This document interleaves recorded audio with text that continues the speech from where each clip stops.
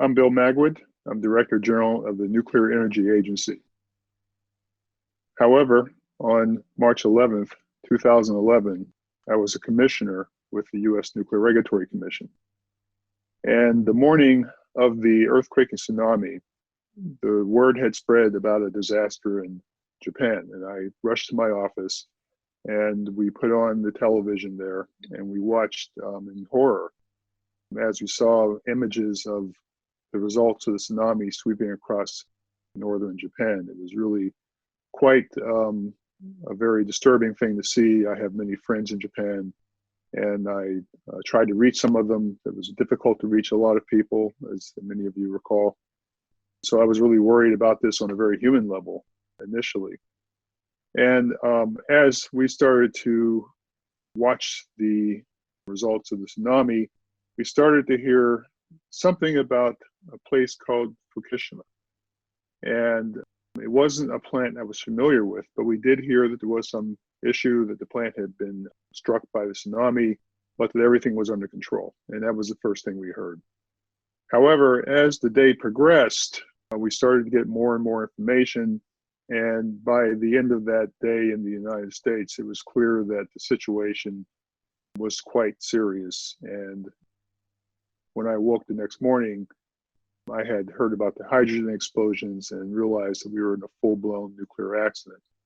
And so it was really, in my professional career, the first time that we've been faced with a situation like this. And because we are very close to Japan in the US, particularly the nuclear community in the US is very close to that in Japan, we really felt that this was something that affected us directly. At that time, the NRC, the Nuclear Regulatory Commission, activated its Emergency Response Center. We left it in place for about 9 weeks after the accident, so it was on for quite some time. As we tried to understand the severity of what was going on and understand how we could help. And as many of you recall, there was a very vigorous effort from the U.S. government where I was at that time to respond to the event. And so we had people volunteering to go to Japan to help. We sent equipment and expertise. And I'm very proud of the response that we were able to provide. Fortunately, the worst situation did not happen. There were a lot of people who were very concerned of very dramatic consequences depending on which direction the wind might have shifted or whether the spent fuel pools were compromised. So lots of various scenarios were discussed. And we were watching all this very closely, trying to gather as much information as possible from our Japanese colleagues. And we really went through a very difficult week, as certainly everyone else did. During that week, I was able to finally reach some of my friends. I had some very close friends that were in Ibaraki, which is south of the accident where the tsunami struck hardest. And I was able to find out that they were doing well, although they didn't have water and electricity. It was a very, very tough time. But soon after, we began to focus mostly on the long-term aftermath. Once we became convinced that the immediate threat had been dealt with in Japan, we started to think about the long-term consequences and what that meant for nuclear energy around the world and in the United States. And the regulatory community came together internationally like never before. Places like the Nuclear Energy Agency, the international regulatory community came together and said in very clear terms that nuclear energy is safe. Nuclear power plants are safe. They're well operated, they're well designed, they're well regulated. And there was nothing that we saw in the accident that made us think differently about that. We did, however, learn that sometimes extreme events, the unexpected, we often talk about the 10,000-year design basis event. Well, the 10,000-year design basis event could happen next week. So we realized this. And this was a lesson learned that I think has been fully absorbed around the world. So nuclear facilities around the world are now much more resilient to the unexpected than they were before March 2011. There are systems and procedures and equipment that make nuclear facilities far more resilient to the unexpected, far more robust than they had been in the past. And therefore, if another extreme event takes place, nuclear facilities in NEA countries are better prepared to deal with them. And even in Japan, we saw other nuclear facilities which were hit by very similar tsunamis, survive the event and not have a severe accident because they had extra precautions taken in the case of a tsunami. So this showed that we can prepare for these things, that these are not beyond human ability to prepare. We simply have to make sure that we are prepared. And I think today, around the world, we are. This has, from a regulatory standpoint, had very significant ramifications. And I think as I reflect on what's happened over the last 10 years, the biggest change has been really in the way we think about the possibility of a severe accident. In the past, severe accidents were beyond design basis, which meant that we didn't really think about them very seriously as a licensing basis. It was something that was beyond the license.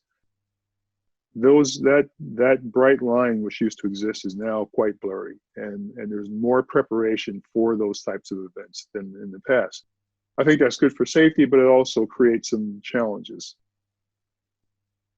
Globally, I think the biggest difference is the public perception in some countries has certainly been impacted by the accident.